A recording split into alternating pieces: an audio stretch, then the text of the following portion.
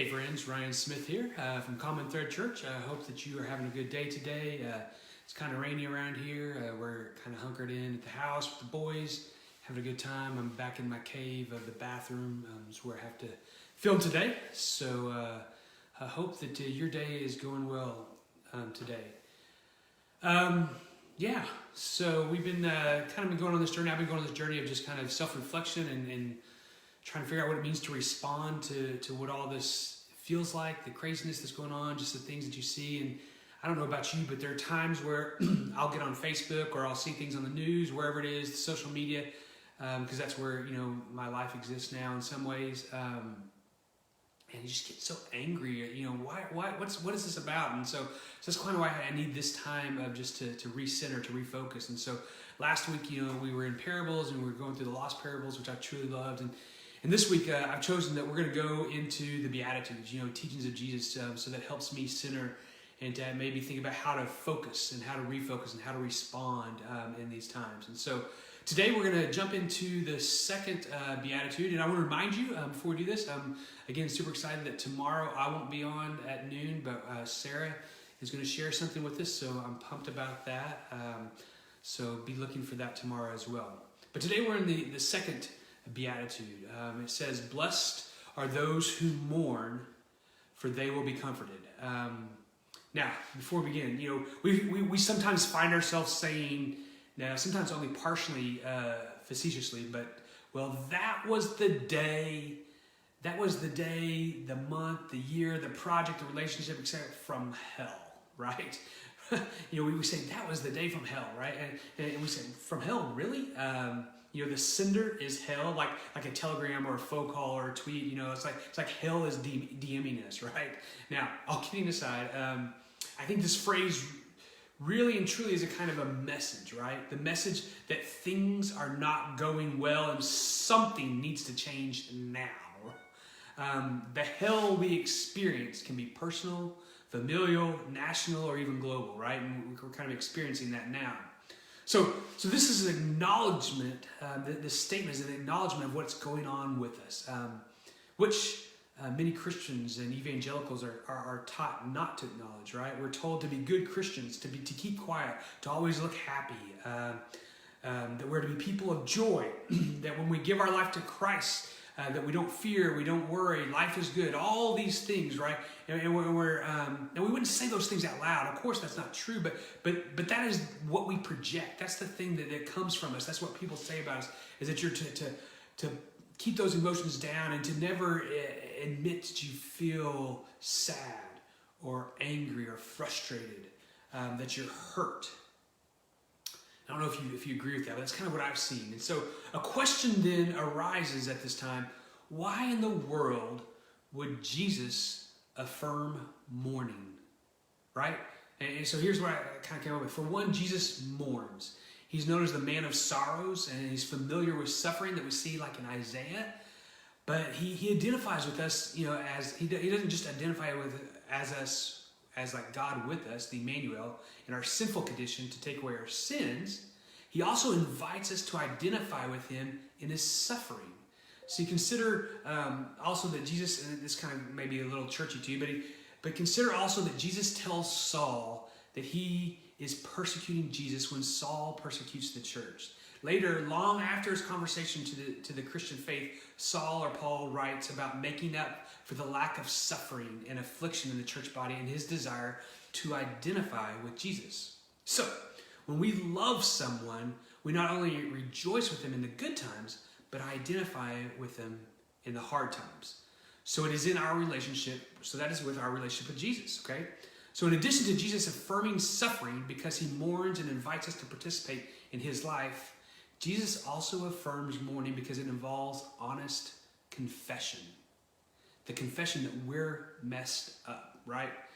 This gets back to the sequencing or ordering of the Beatitudes that we talked about yesterday. If you can admit that you are poor in spirit, then you admit that you are messed up. Like you don't have all the answers. That not everything goes the right way. It's not like I just didn't yell at my kid 2 minutes ago before I got on this video to be all inspiring, right? That those things happen. That those things are part of truth, and that is okay. That admittance to life is hard, and that I don't do it right all the time is okay. See, Jesus spoke in the voice of the common person to the all too common concerns of people's hearts, passions, and imaginations in his day and our own. Those who are spiritually comfortable and smug do not mourn their true spiritual state. As this preceding beatitude in Matthew 5:3 indicates, those who are poor or bankrupt in spirit are blessed. They realize their desperate need for the God revealed in Jesus.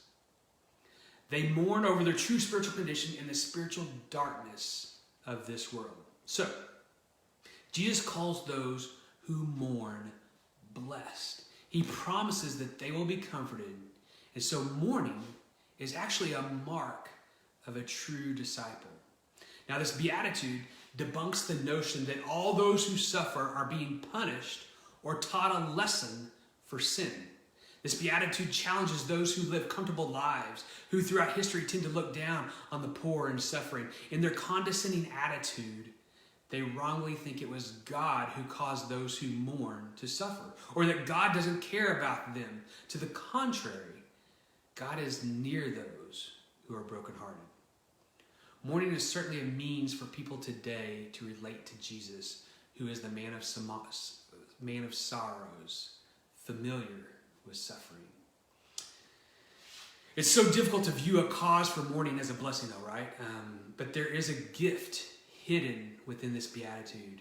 And the gift that not only comes to be known through the experience, it can only become known through the experience of comforting another.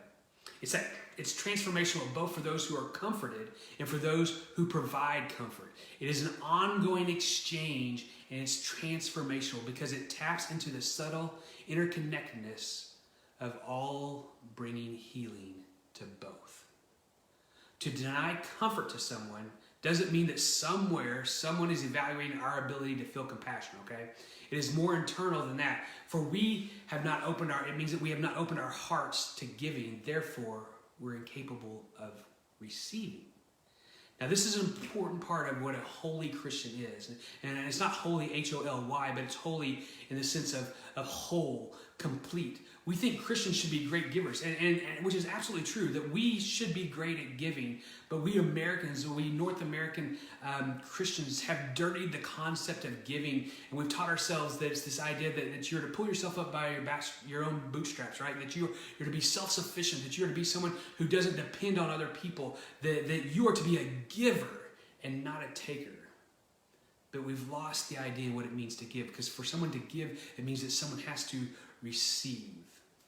And sometimes that must be us.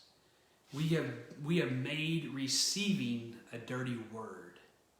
But to mourn with and to be comforted is the most beautiful example of that balanced life. The idea of what it means to give and to receive and to need both.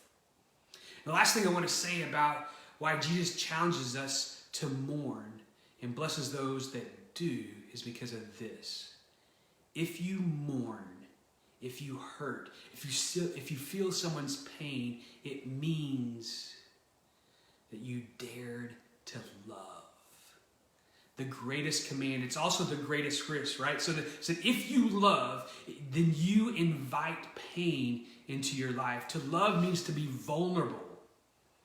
And you can only mourn if first you dared to love. Sarah and I used to foster kids, and it was an incredible time for us. But and we heard all kinds of statements when we fostered, but the one statement that we heard most was this: there is no way I could foster. I couldn't love them and then let them go. It would be too painful. Now, I've been through the cycle of different emotions with that statement, and I'll save you some of my cynical responses that I used to think. But here's where I am today. You're absolutely right. Loving a child, anyone, invites pain into your life. But here's the kicker. Loving someone who hasn't felt love before, your pain is so much smaller than the difference that person feels because they felt love. To be loved is the greatest experience anyone can ever feel on this planet, and we need to be agents of love. And so, But to be agents of love, we also have to recognize that we will also be people who mourn, that we will need comforting, and that we need to provide comfort as well. And Jesus says, I got you.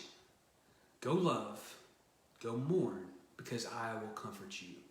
So, I want to close with this modern reading of this beatitude as we continue our day. Blessed are those who mourn, for they will be comforted. Blessed are they for whom death is not an abstraction. Blessed are they who have buried their loved ones, for whom tears are as real as the ocean. Blessed are they who have loved enough to know what loss feels like. Blessed are the mothers of the miscarried. Blessed are they who don't have the luxury of taking things for granted anymore. Blessed are they who can't fall apart because they have to keep it together for everyone else. Blessed are the motherless, the alone, the ones from which so much has been taken. Blessed are those who still aren't over it yet. Blessed are they who laughed again when for so long they thought they never would. Blessed are those who loved radically. Blessed are those who mourn. You are of heaven, and Jesus blesses you. So I want to close today with this. May we be people who seek the absurdity in our lives by loving like Jesus, by mourning like Jesus, by comforting like Jesus, and being comforted like Jesus was. Have a great day. Grace and peace.